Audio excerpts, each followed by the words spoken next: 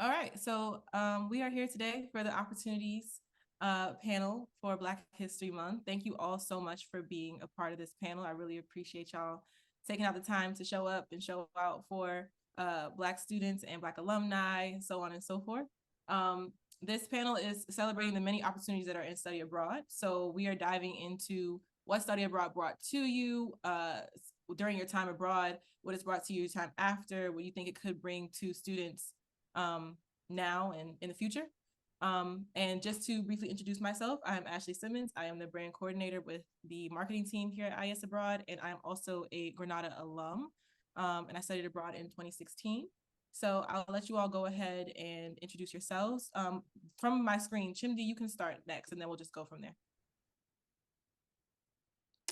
Good afternoon, everyone. I hope you can hear me. My name is Chimdi. I am an IES Abroad alumni. I went to South Africa in 2018, and I currently work as a nurse, and I look forward to speaking with everyone else and getting to know everyone else.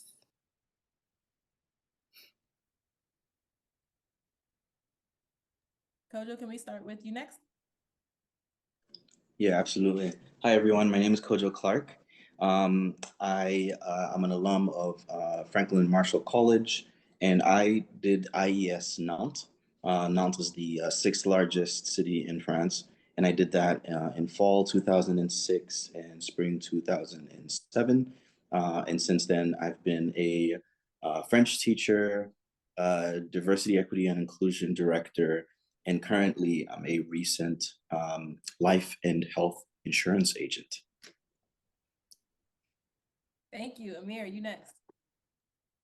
All right, good afternoon, everyone. I'm Ameer Naseer, originally from Buffalo, New York, relocated to Houston, Texas. I'm an alum of Howard University and the Ohio State University. I studied abroad in Cape Town, South Africa during 2019 from January to June, and I'm excited to be on this panel with you all today. And thank you for joining. Thank you, Ameer. Christian, I got you next. Hi, everyone. My name is Christian Harold. I'm currently a student at the University of Richmond, where I'm a leadership studies major studying sociology. I'm also from Washington, D.C., and I studied abroad in Cape Town, South Africa just last semester, so fall 2023. And it's good to be here.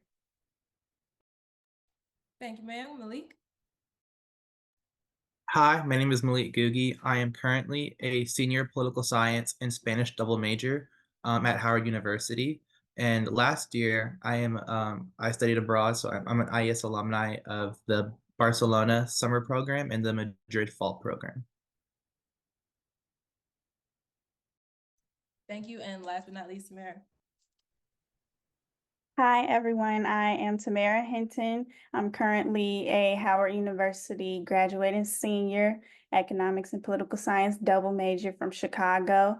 And just last semester, I studied at Oxford through IES.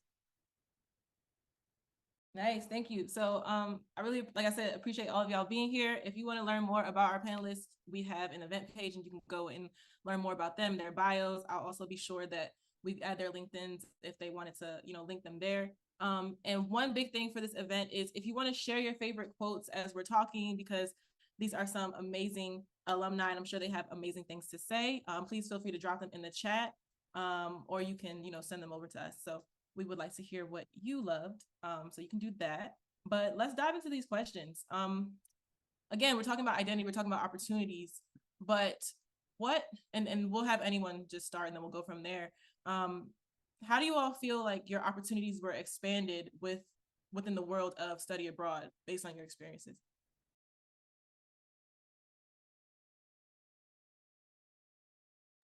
Oh, anybody can start and then we'll go.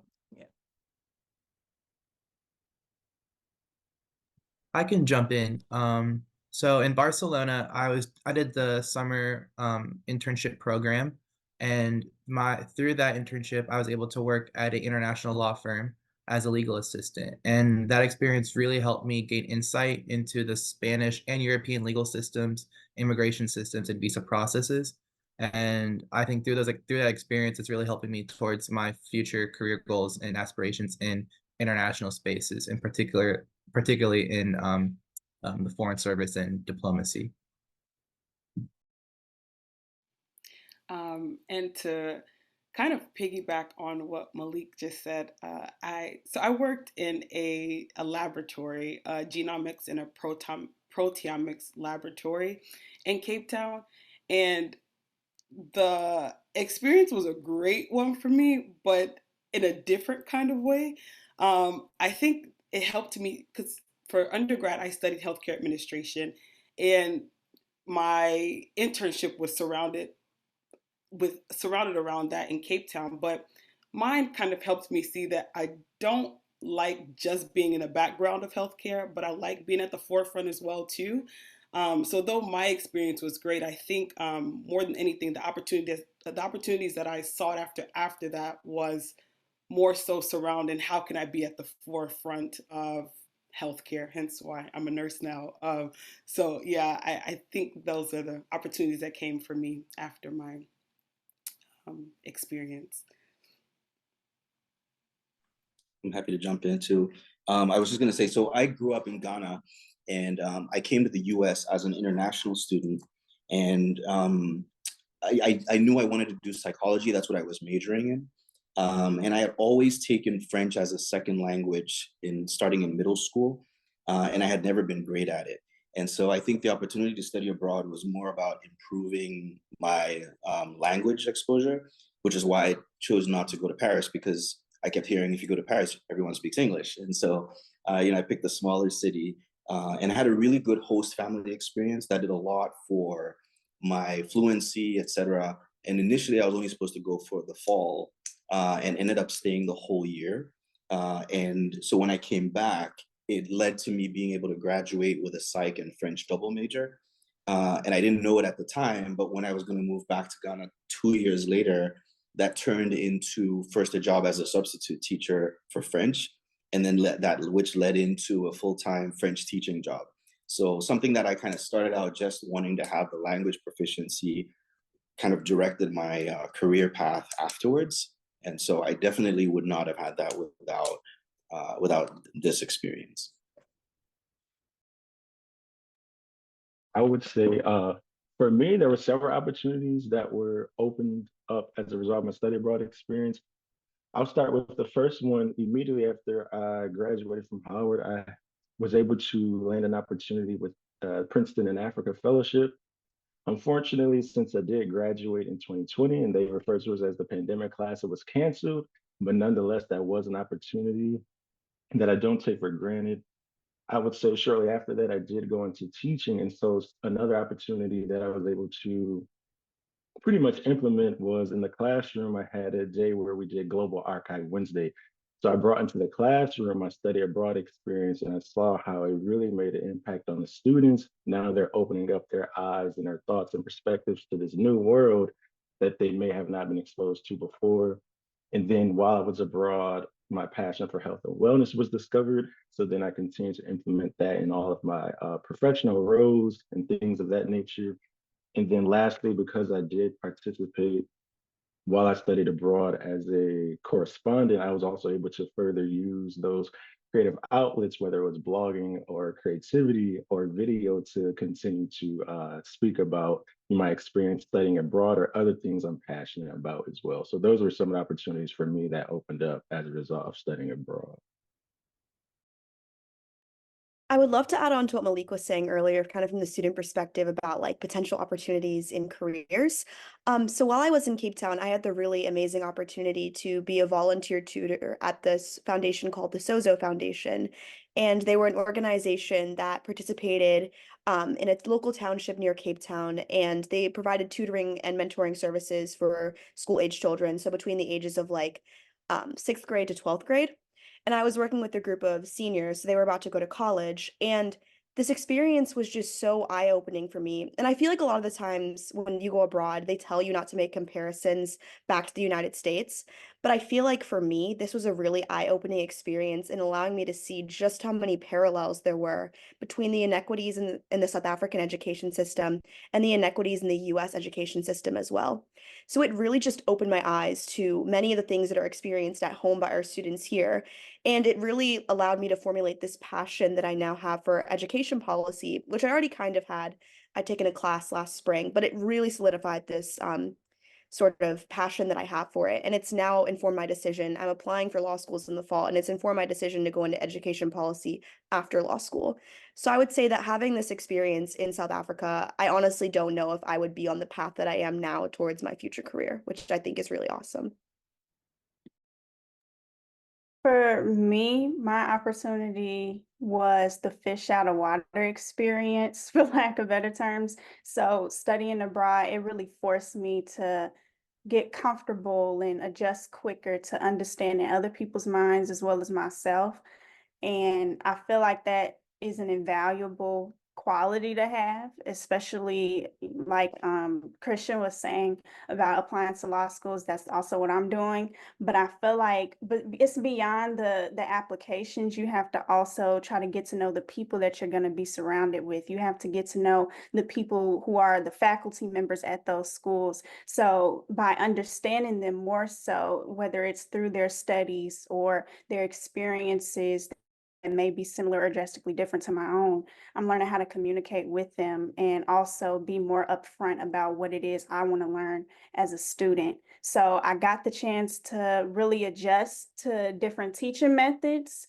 And I also got to know myself on a completely different level as a student. I love being a student, and I'm happy that I got to stop being closed-minded to the American school system.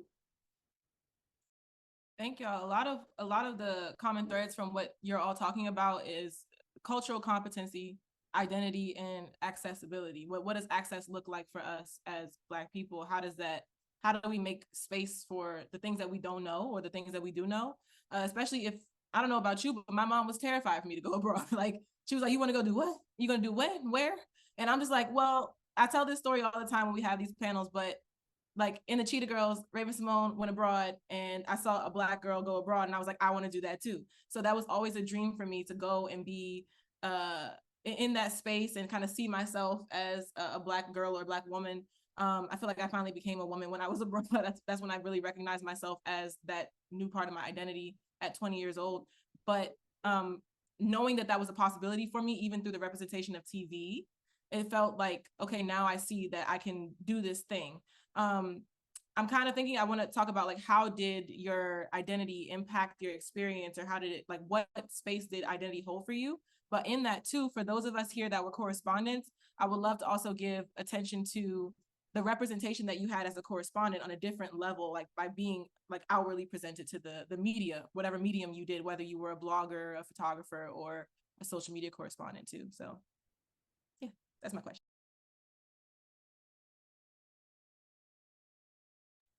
Oh, Christian, can we start with you actually? I'll just pick on you now.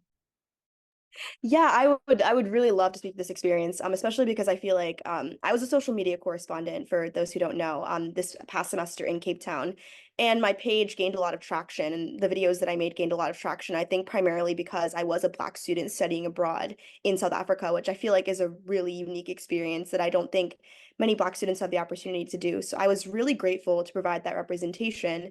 And actually, I was one of two students from my university, the only student of color from my university to go to South Africa last semester. But this semester, there are now 4 girls of color who are also in South Africa, and 2 of them are Black as well. So I feel like to provide that representation might not have directly led to the decision, but I feel like it's now set a precedent at my university for, like, not only can Black girls go abroad, but like we don't have to just go to Europe. We can go anywhere we want to. And I think that's just so important as a form of representation. As for my identity in South Africa, I think that being in South Africa, being in Cape Town specifically, let me be clear, being in Cape Town specifically really forced me to kind of identify my position in this world, not in just the United States, in this world. So to kind of give some context on my background, I'm an African American. My family has been in America since, since before the Civil War, essentially. And I think that going back to Africa after my family had been taken from there was a huge step in terms of grappling with both my identity as a Black person and as an American. I kind of like to tell people that there was always this tension in South Africa between like your Blackness and your Americanness. Because, like, on one hand, you're coming from a country in America in which you are oppressed, in which you're essentially like at the bottom, and in which you feel that your people have no like sort of not opportunities, but that it's very difficult for them to overcome the historical challenges that have been put against our race. But then you go to South Africa and you're an American, and that suddenly becomes the most dominant part of your identity. And it's an identity that is filled with so much privilege and difference from the rest of the world. So much financial privilege. I mean, the dollar compared to the rand is like 18 to 1, or rather 1 to 18. So, it really forced me to kind of grapple with both the feeling of being a member of an oppressed group at home, but then immediately flying on a plane for 14 hours and suddenly having to contend with all these privileges that were now sort of at my disposal. So I think it really forced me to kind of sit and like think about like what it means to be an American, what it means to be a Black American, what it means to be an African American. I think also it really kind of called into question like how my Blackness is seen by others. Um, Interesting things that happened in Cape Town to me were that sometimes I would approach people and they would not think that I was Black. They would think that I was colored, which is another racial identity in South Africa. Um, and they thought this for a number of different reasons, ones that I'm still not quite sure about, but people would ask things like, I went to get my eyebrows waxed one day, and the Black woman who was doing it for me was like, I was wearing my hair like curly and out. And she was like, is that your natural hair? And like, that's a question I would never get asked at home. Like, I mean, it was very clearly, like, at least to me, like Black hair. So I feel like it also kind of allowed me to think a lot about like colorism and featureism and how those also play into not just how I'm seen in America, but also seen abroad. So yeah, that was kind of a lengthy answer, but it was a lot of like emotions that I was processing while I was in South Africa. But I feel like it's really allowed me to sit with my positionality and who I am as an individual, which I think is great. Thank you. I'm asking you to wrap up your experience in a few sentences, so it is a lot. So, but thank you so much. That was beautiful. Whoever wants to go next can. I think. Oh, you got it. You got it. You got it. Okay, I picked Ameer. All right. So I want to start off with saying, Christian, your response is very rich. I enjoy listening to you, and I'll say that for me, also having studied abroad in Cape Town, South Africa, when you asked us what space did identity hold for us, it felt liberating, actually. So I'll start off with the notion of growing up, of course, Black in America. Then I've always had this dream to actually go to Africa. So then that dream was accomplished through studying abroad while I was, at Howard University. And so for me, identity was interesting because here in America, and here as a Black man in America, you're walking, and I don't want to say a sense of paranoia, but you have to always look over your shoulder because at any given second you could be viewed as a threat or a target just because of your existence, just because of your breathing. And so when I went and studied abroad in Cape Town, South Africa, that burden was actually removed from me. And I was humanized actually in Cape Town, South Africa. There wasn't a feeling of, oh, I can't go here, because then people are going to be skeptical, or I can't go there. It was more of a freeing feeling. It felt burdens were removed. I was humanized. People actually wanted to connect with me on a human level rather than apply stereotypes to me. And I did experience a few here and there, but they were very minimal. Most of my experience in Cape Town was actually people who were very welcoming. They're very excited to learn about me. And even in a class I took there, it was a psychology class. There was an open discussion about racism, and it was such an open and rich dialogue that I had not experienced in America, because in America it's always tension, it's always tiptoeing around the subject. But in that specific environmental context, there was no tiptoeing around the subject. Once students and the professors saw or knew that I was an international student from America, they were all eyes and ears, very willingly listening to what I had to say. So my experience was liberating. I actually felt there were no boundaries, there were no barriers, there was no asking for permission. Not that I did anyway in America, but if I did, there wasn't any in Cape Town, South Africa, for me specifically.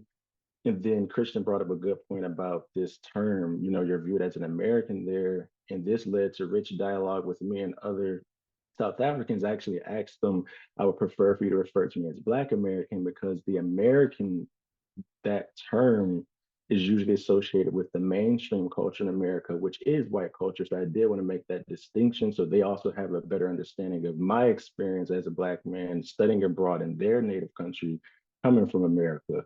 And so there was just a lot of rich dialogue. So that identity piece, and I'm going to wrap that part up because I could go on about it. It was very pivotal for me. And that leads into my next point about the blogging. I was a blogger while I was in Cape Town, South Africa. So anything I don't mention in this response, a lot of it is in the blogs that I wrote while I was there. And so just again, being able to blog, I was able to dispel a lot of myths also associated with studying abroad, eradicate the FOMO, the fear of missing out.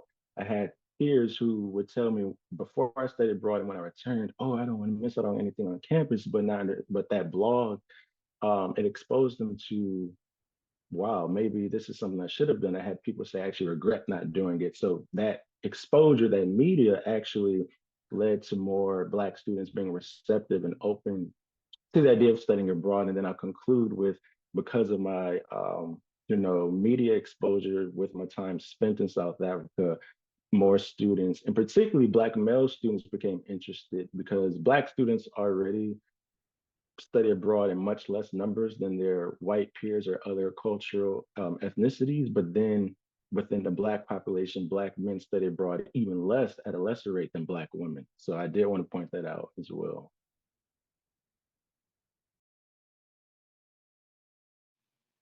If I can speak, yeah, in regards to the question, thank you both so much for your answers. For me first, and identity. So I'm half Nigerian, half African American. My dad immigrated to the U.S. from Nigeria, and my mom my mom is from the U.S. And so growing up for me has always been kind of like, I always say I have the best of both cultures. It's always been, but you almost feel like especially in America, you almost feel like you have to identify with something.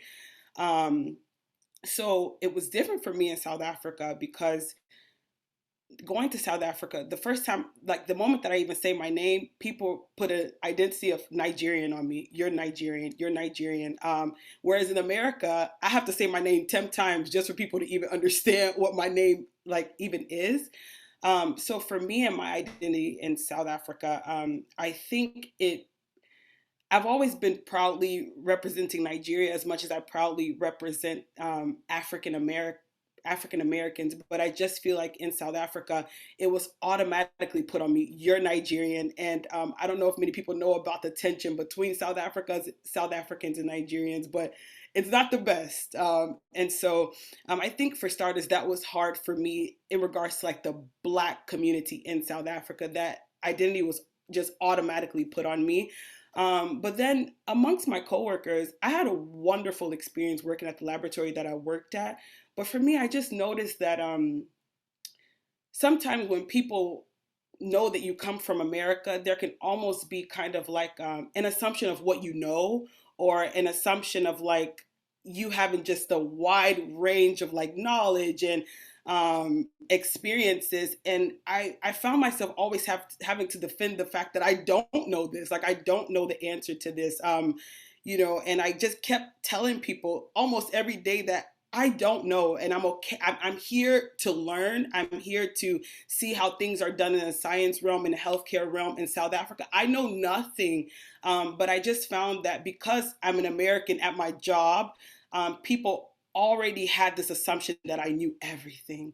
And I said no, and I was okay with not knowing anything, and that's one of the things that I took from that experience, that it's okay to not know anything, and I think that's when we receive the most, when we don't know something. So yeah, I think for me and my experience, and I also agree with, I think it was Christian who said it, that a lot of times when Black people from America are studying abroad, they don't think about going to African countries. They don't, it's always Europe, it's always France, it's always England, and well, that's great. But one of the things that I think helped me in South Africa was just, again, stripping whatever I know. Obviously, I can't take off my skin complexion, but I just didn't wear on my forehead that I'm African American. I didn't wear on my forehead that I'm Nigerian. I just went with a mindset that I'm just here to learn. I'm here to soak, and whatever I can receive, I received. But again, I just felt that people, because of my name, first of all, and then because I'm American, people just automatically tended to box me in. So yeah, that was my experience of my identity. But it also pushed me to just to know more about myself too, because I felt myself almost defended, also like defensive in South Africa, trying to, like, how can you tell me who I am? Or how can you have these assumptions about me just because of my name or because of my color or the country that I'm coming from? But it also just made me become confident in who I am as a Black girl, as a Nigerian girl, as an African American girl. But to strip that notion that like Americans know everything or Americans have everything, just to strip myself from that, because I didn't know everything and I don't know everything. So that was my experience in regards to my identity in South Africa. Thank you. Samira, Malik, did you guys want to add? Could I add something real quick? Oh yeah, you can. Yeah. So yeah, I'm first of all, I'm learning so much and really blown away by all of your answers and the way in which you demonstrate, this idea of intersectionality and how we navigate different aspects of who we are at different times when we go to these different places. And one of the things that's really resonating with me is this idea of what people project on us when we go. And so, as I mentioned, I grew up in Ghana, so I didn't come to the US until I was more or less an adult already. And so being in Europe and being in a French-speaking country, there were a lot of assumptions made, right? So first it was like, I must be from a French-speaking African country. And I hadn't really been to any French-speaking African countries at that point. So it was actually no. So there was being an international student, being Anglophone, but not American, but coming there with an American university. Just watching people try to wrap their heads around just that was very fascinating. And I mentioned before that I had a really good host family experience, and almost 20 years on, I'm still in touch with them. I still visit them. We still talk pretty regularly. My wife's met them. My kids have met them. So they're very much family for me.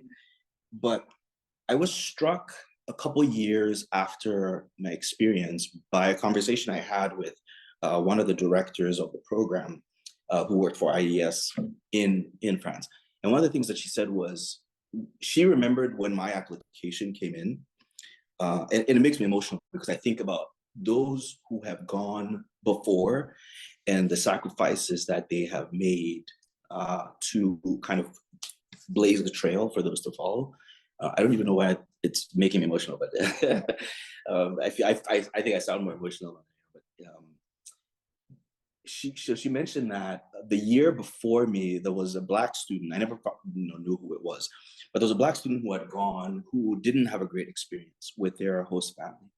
And she said, the end of the year was really rough for them, for the student as they were leaving.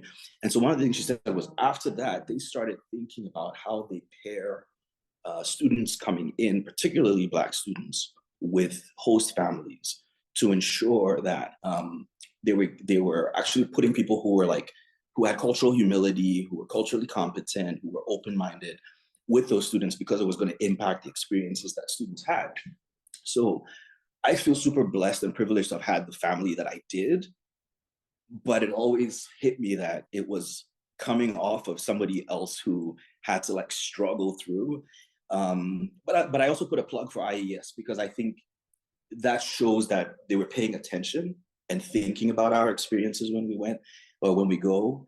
And even when I think about this, the correspondence piece that you all have mentioned, it didn't exist when I was there. So I've been learning about it, hearing all of you. But for me, it's all sort of further evidence that, there's some commitment to improving these experiences over time. And so it makes me very excited. I almost wish I had a chance to go again, 10 years later, and experience the new and improved study abroad kind of thing.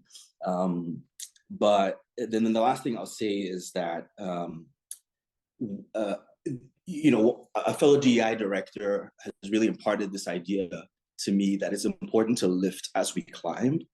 And I think even us being here, all of you doing the amazing things that you're doing and pausing to share your experiences with those to follow is doing exactly that. I love, Christian, when you said that you were there and then the next year there were this many more people and this many more Black girls doing it, because I think that's exactly what it is. And so anyway, lifting as we climb, I'm loving and appreciating all of you doing that as we gather here. Kojo, thank you for your authenticity and your vulnerability. I think that that's just a part of, we are of diasporic identity, so we all have different backgrounds, but they interconnect to the fact that our background is to liberate and then to be liberated, and it continues as a cycle. So I think that you presenting that you were emotional, like acknowledging that it's absolutely normal and okay, and we all feel that to some kind of degree. So thank you for being honest and authentic in that. I want to give space for those of you all that we haven't heard from too, as we move for the next question, but before we move to the next question, so if you all wanted to add anything.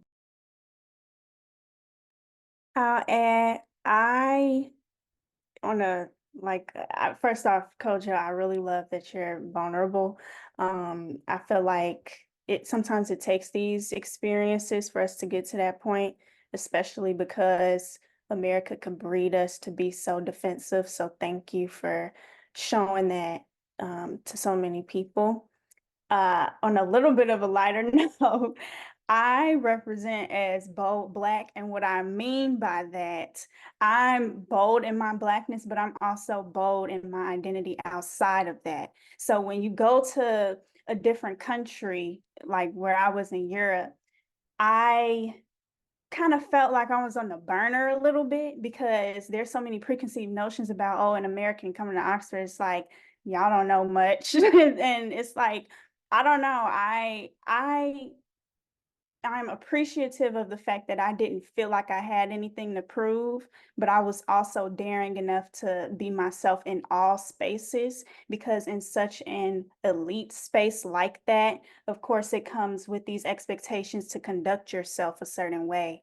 And as much of a lady as I am, as much of a Black woman as I am, I'm also Timaira, and that's all encompassed into one. So I took from this, I'm not afraid to say things that may, shake the table a little bit. And of course, there were some moments where they're like, oh, okay, I didn't expect that. But again, with being abroad, I still had that Howard in me. Like, you can't take the Howard out of the girl. So I'm really happy that I experienced that boldness while still not feeling like I'm a representative for the entire community at the same time. So I'm happy about that.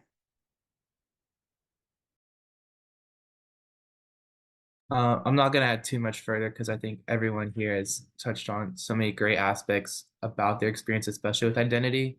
I think what Timaira just said about, like going to like a European country well, first of all, I'm a Kenyan American. My parents were born and raised in Kenya, but I was born here in the US, but I identify as a Kenyan American because I know where my heritage is from.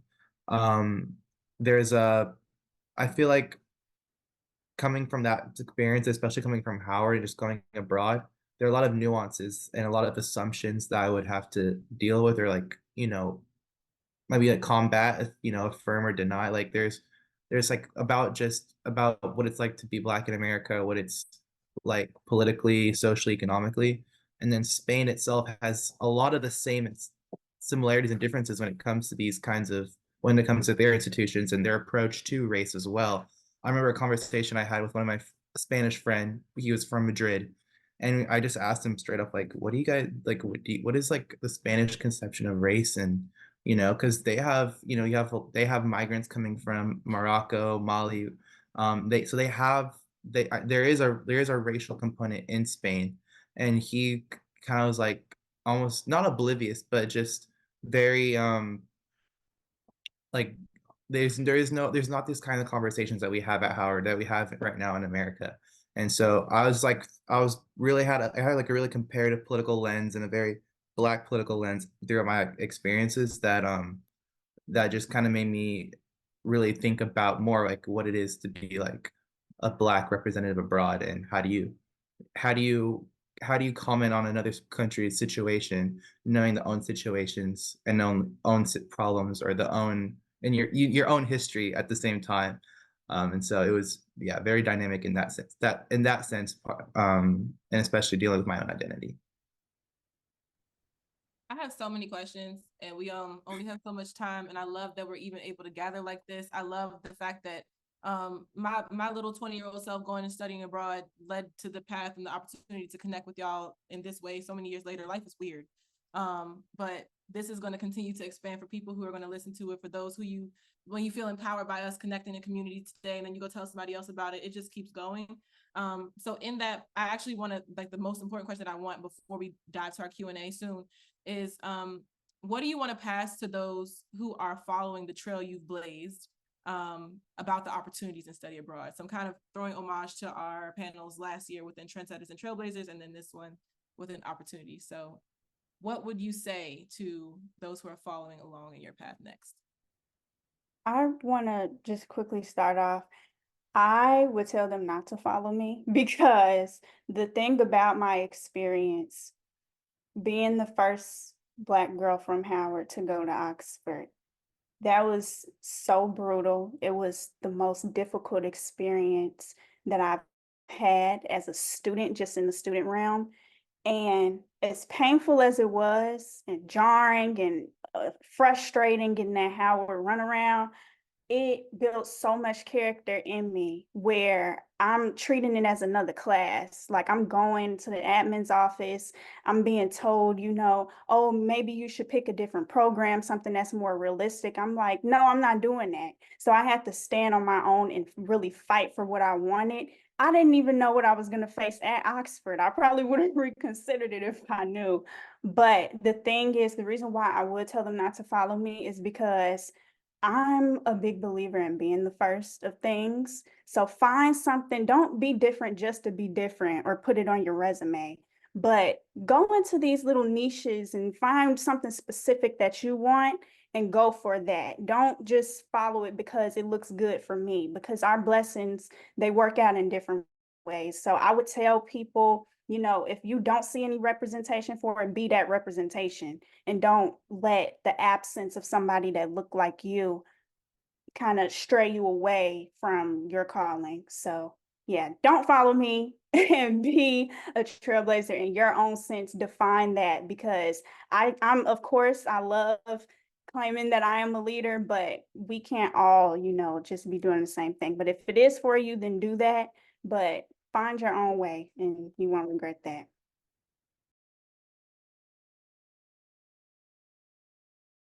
I think I would tell people who are coming after me, especially to Cape Town, like, do everything. Just just live and breathe this experience, because it is once in a lifetime.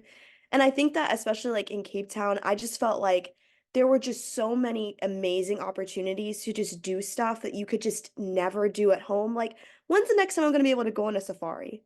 Like, probably not for a long time, like, if ever again in my life. And I think for so many Black students, particularly like predominantly white institutions, there's like a lot of feelings of just like kind of being put into a box, or like not being really able to do a lot of different sorts of experiences. But I think when you're abroad, you should absolutely take advantage of every single thing that comes your way.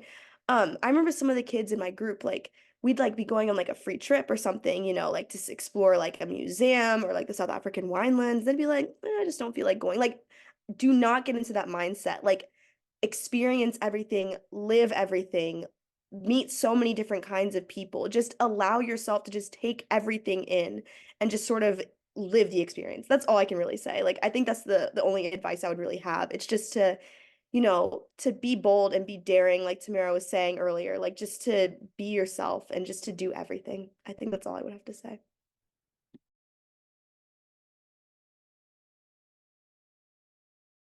Excellent. That was very rich again. So for me, I'll go with, I had to write this down because I didn't want to forget any of these things to pass on to other students, is You miss 100% of the opportunities you don't seek, and all it takes is one opportunity to change the trajectory of your life. Be open-minded when you go abroad.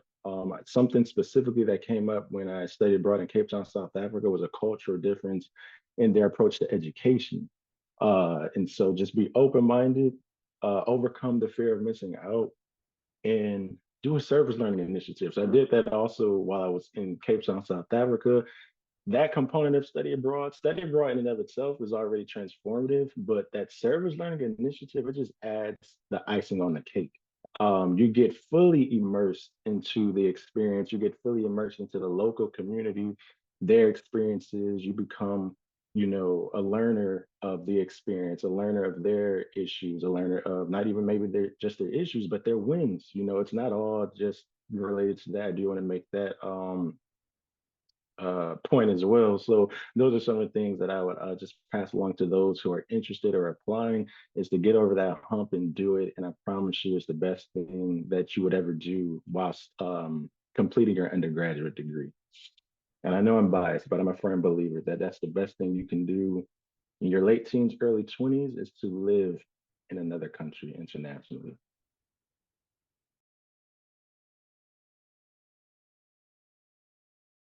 Um, oh, Kojo looked like he want to say something to the people. So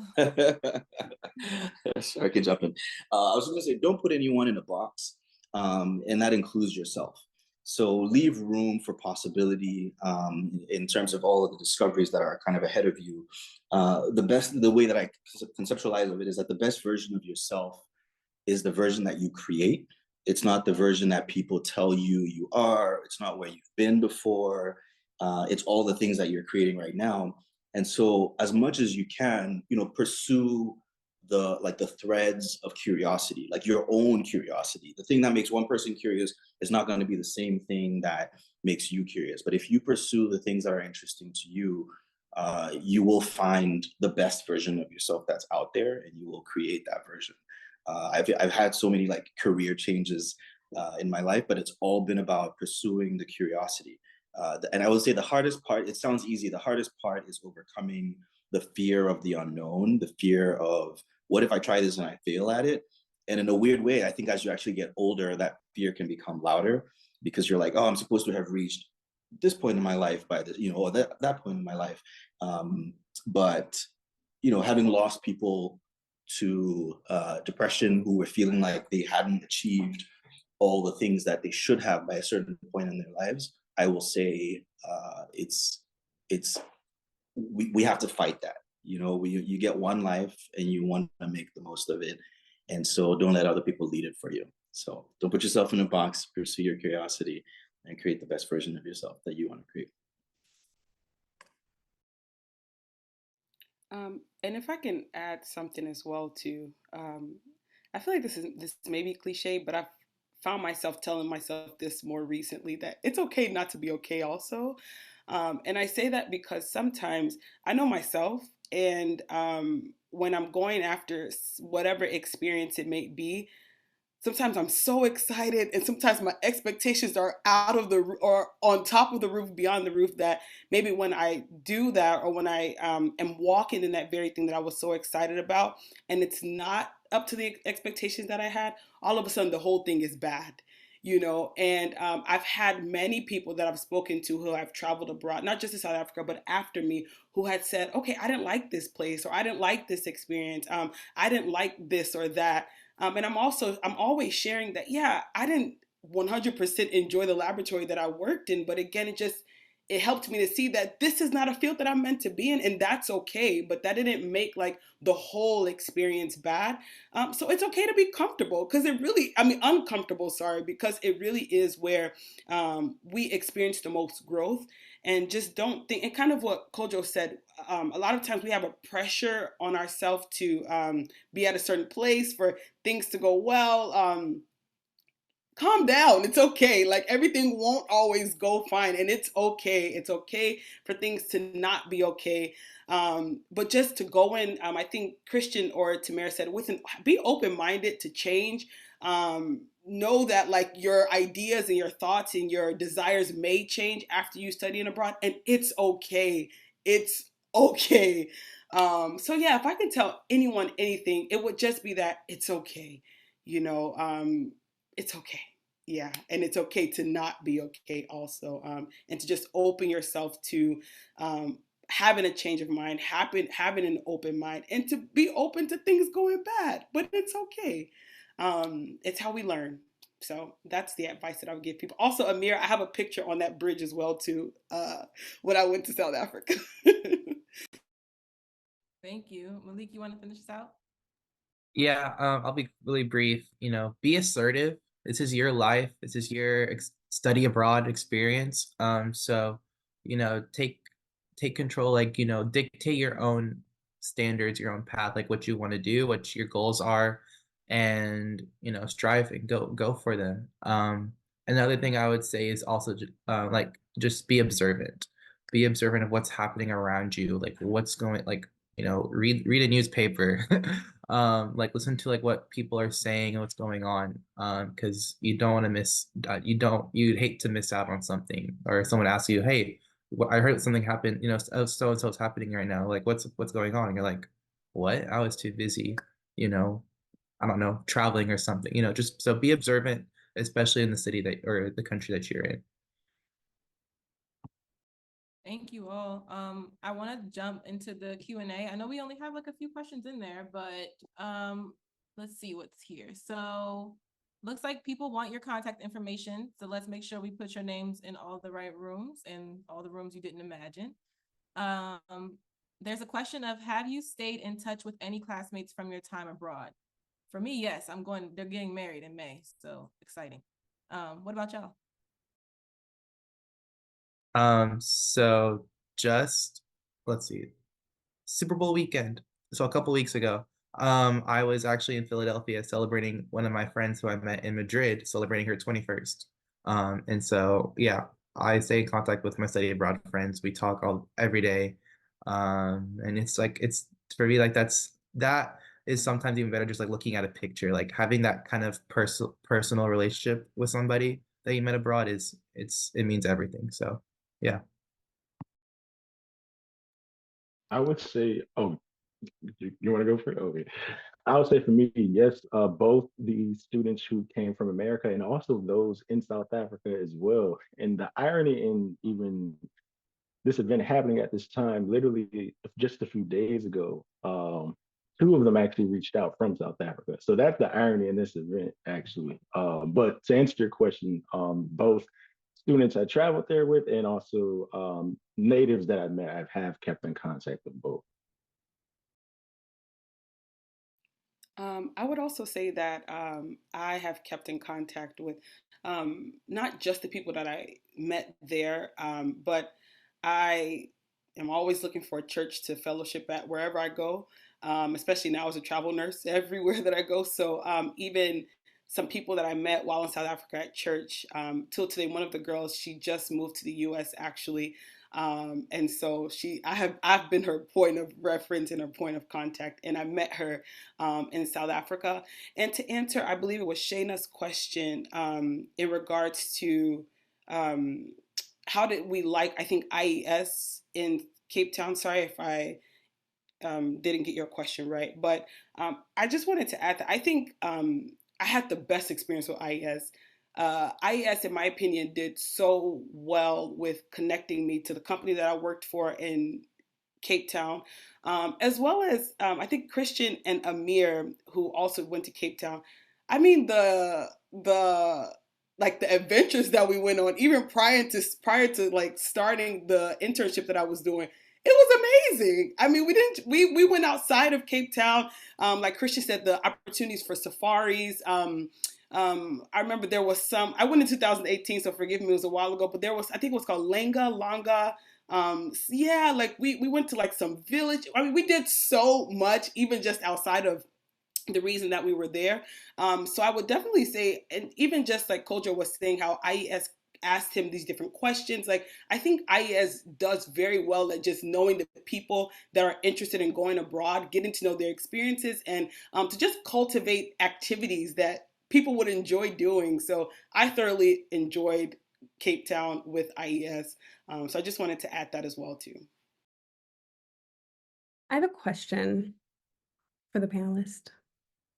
Go ahead, Asia. So I feel like it'd be foolish not to mention finances as an important factor in traveling, especially for Black people, people of color.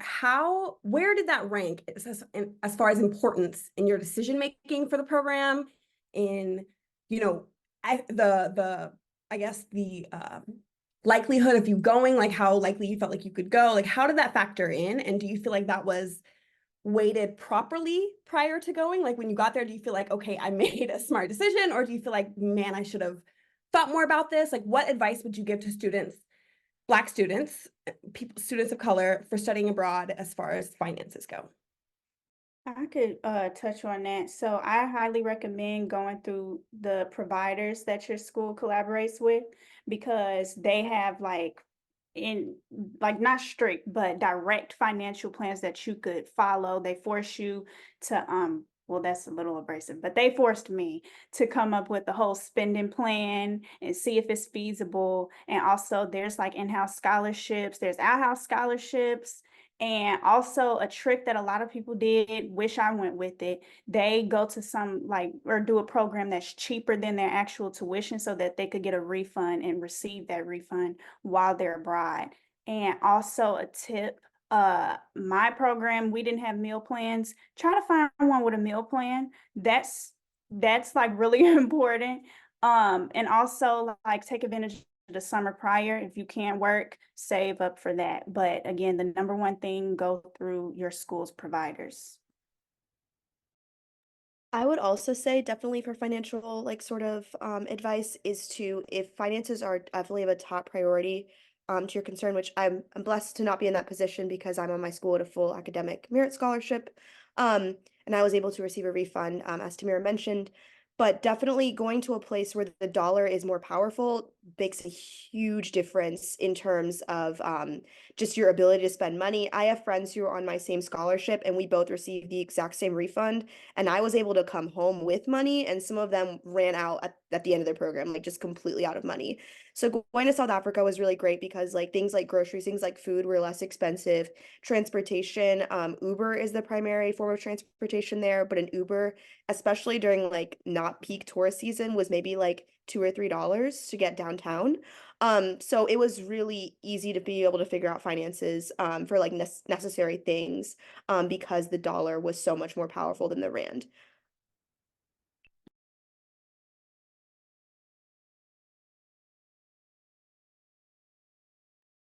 Yeah, I would just check with your university institution, see what their policy is when it comes to study abroad. Like how are you able to use your financial aid and your scholarship when you go do a semester program, which helped a lot. And also look for outside scholarships. A really popular one that I didn't apply for, which I wish I did, wish I'd known about it when I was going abroad, but the Gilman Scholarship is a popular outside source for study abroad opportunities. So yeah. Yep, I agree. I don't want to reiterate what everyone has said. I'll also add, I don't know if this was mentioned, if you attend an HBCU, some program providers also offer a discount with that as well. So I was able to get a discount through IES because Howard is an HBCU. So definitely see if you can apply that as well in your program. I know your question was about finances. There was another question I did see in the chat. I don't know if I should wait to answer it, but it was geared towards the service learning and or it's on and off campus. I can hold off on it, but it was just I noted, I saw it. Do your thing. No. Go Oh, ahead. okay. So for that question, I would say the service learning initiative, what you'll usually do is once you get enrolled in it, you'll partner with a few of the local NGOs. I work with three. I know Christian mentioned one of them earlier, the Soza Foundation. So I did that, Chalco Education and WordWorks. And then at the end of your program, you'll also do a research project. So my project was on urban poverty in South Africa. You'll do a presentation. So you'll get the full out experience of working in the community, the townships or on campus. The question also asked about orgs on and off campus. How did you get involved? So on campus, when you first enroll in your courses, they actually have a catalog of all the different extracurriculars you can get involved in. So I signed up for radio, I signed up for the tennis team. And so that's how I was able to meet a lot of the other local students as well. That also weren't even native to not only Cape Town, South Africa, but some came from Madagascar, Kenya, Rwanda. It was just the full diaspora all in one setting. And so, yeah, I hope I answered that question. And then I think the last piece of if I enjoyed IES Abroad program, definitely enjoyed it. I would definitely say if you're considering Cape Town or IES just in general, I think IES is a very excellent leader and provider in the study abroad space. So my experience was very very well worth it. Thank you all. I don't know how this hour has gone by so quickly, but I really appreciate being able to like listen to all of your stories and everything that we've individually contributed. Hopefully there's more time for us to gather again in community in the future. I hope this has been an opportunity for you to put some respect on your names and to like acknowledge yourselves and your experiences and your bravery, and you can walk away from this and talk to your support, your family, your friends, your whoever, and let them know like what you really did and see yourself in a different light. I hope you can see your identity in a different light, and I just want to just say thank you forever and ever. We locked in, so like, you know, just stay connected, stay up, and happy Black History Month. So thank you everyone else for joining the panel today, and stay tuned for the future panels that we will definitely have. Thank y'all. Thank you. Bye.